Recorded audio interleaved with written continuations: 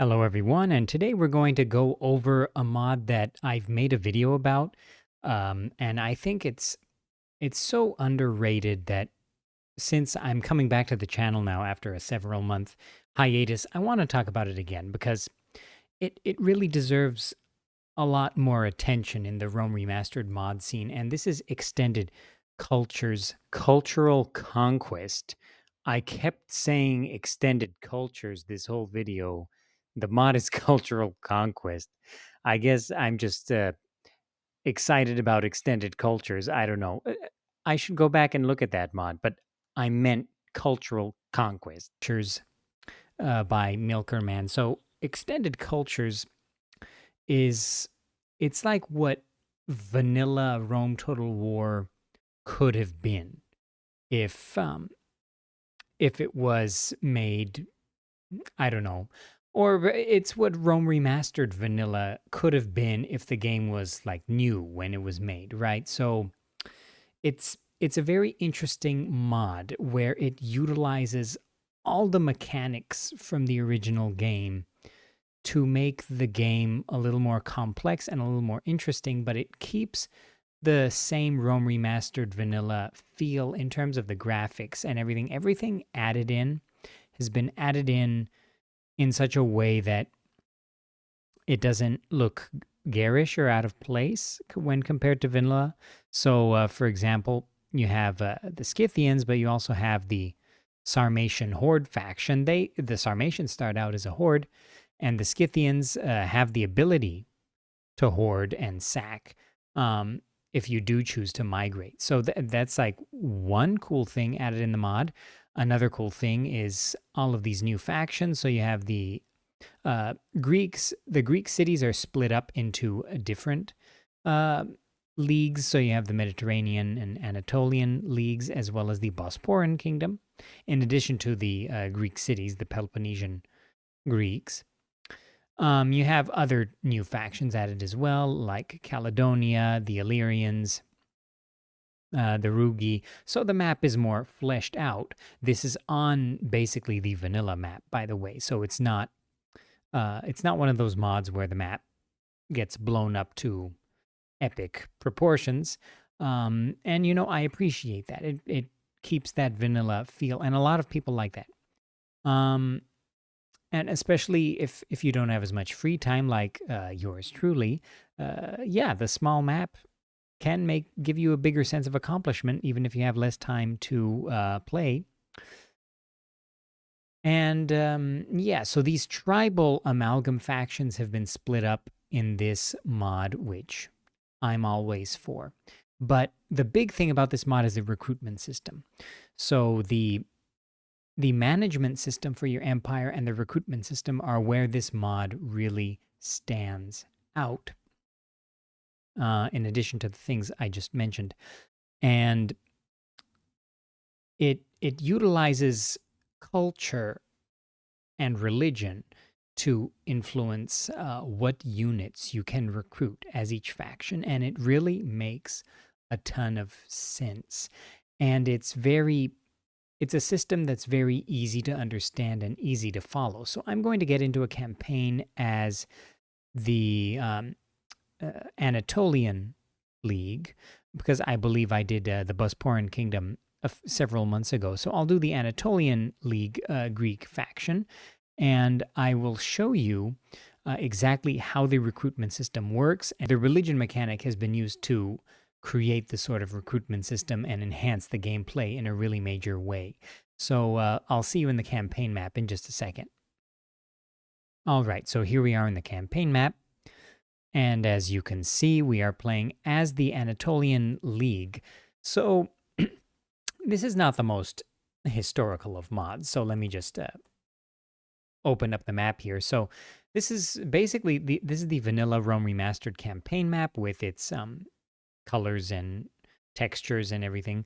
I actually like it, and I don't see it in any other mod whenever I play a Rome Remastered. So it's kind of cool to see a mod that keeps it. So actually, like, you buy Rome Remastered and then you play a bunch of mods like, I don't know, ported mods like Chivalry, for example, and then You have like I don't know, textures that are completely different from the remastered ones, and units that are basically Rome 1 ported units, which look fine, but then, your game doesn't feel like Rome Remastered anymore.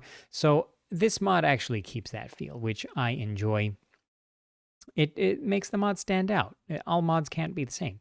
Now, the thing about this mod is that it's not like 100% like historical accuracy focused, right? But so if you take a look at everything, there's like there's still you have amalgam factions like the Mediterranean League, for example. Um, El Tiberia is just one faction, and that's fine. That's fine. Like the big ones, like I don't know, Spain, Germany, Gaul have been broken up, and I'm fine with that. So this is like a middle ground in terms of pure historical accuracy.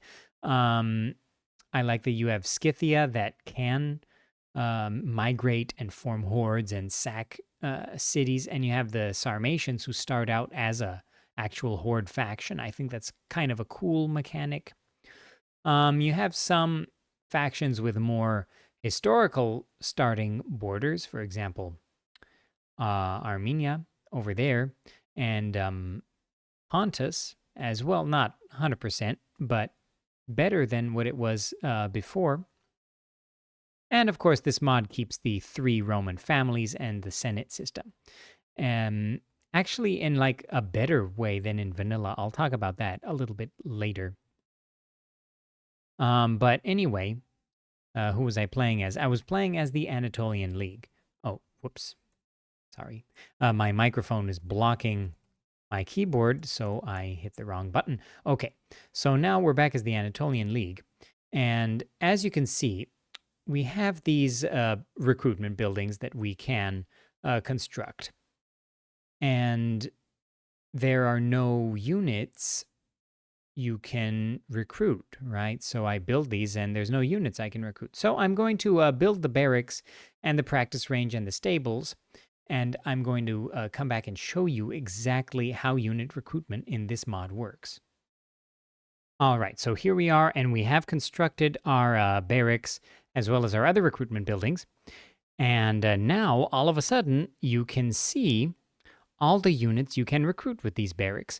So as the Anatolian League of Greek cities, right now, because of our culture, because of our religion, so the religion mechanic is really another layer of culture.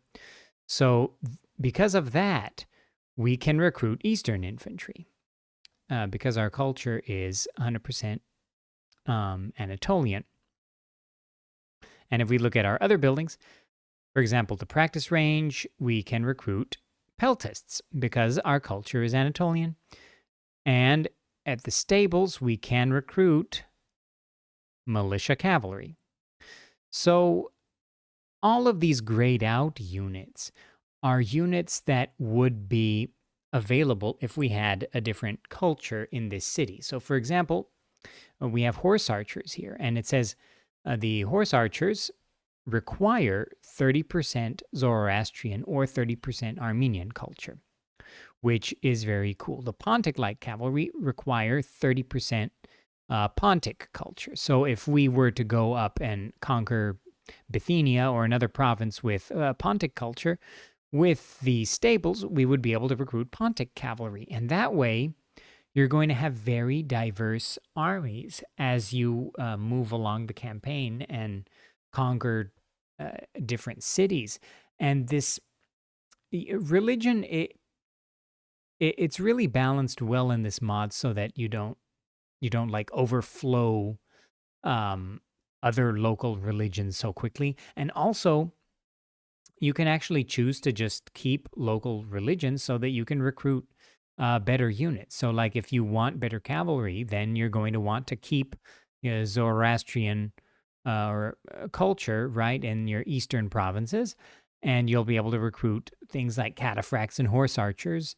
And then in your western provinces, if you want to recruit heavier infantry, like the Greek spear infantry, then you just keep your Anatolian culture or convert other provinces like barbarian provinces to your culture, and then you'll be able to recruit hoplites and phalanx spearmen and all your heavily armored units, infantry units as well. So it's actually very very cool in this mod. I really enjoy it.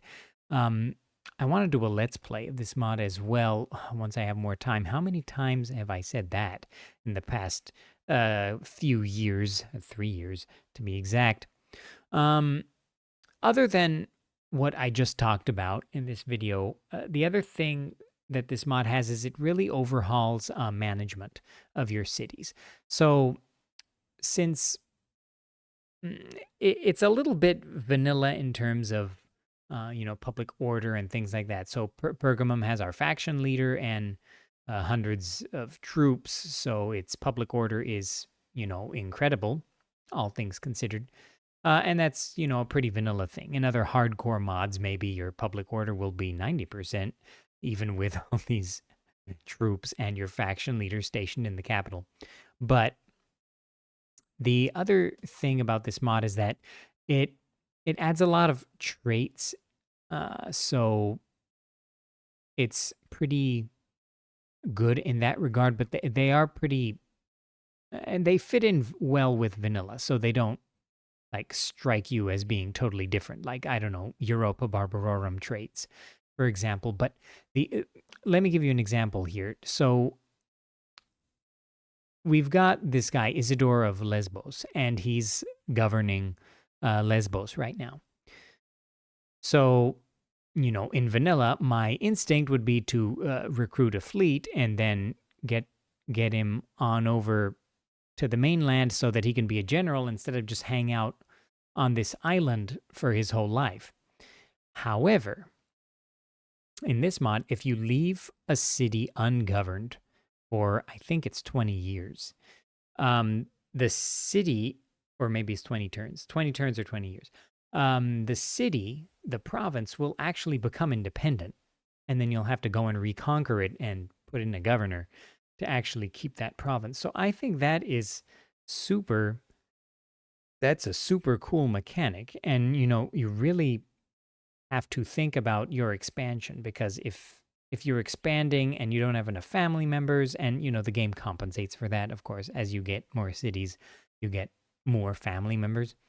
But if things are becoming unwieldy in terms of your family and you don't have enough family members and you keep expanding, or you want to have multiple generals in an army, so you leave a city ungoverned, you have to actually think about that. And the unfortunate thing is that Rome Remastered, because that's not a mechanic in the actual game, it won't give you like a ticker or anything. You won't see any warnings about that. It's something you just have to know when you play the mod. But it's all in the notes, the update notes for the mod. So if you take a look at the listing on the Steam page for the mod, or if you check it out on Discord, you can find all the info regarding the administration mechanics and the recruitment mechanics and everything.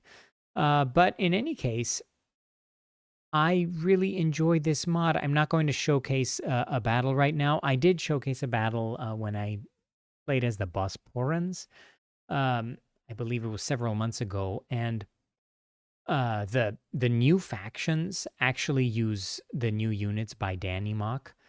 So Danny Mock has a mod where he adds just, I think it's hundreds of units to Rome Remastered, and they're all in the Rome Remastered style. So it's not like ported units from a Rome 1 mod or anything.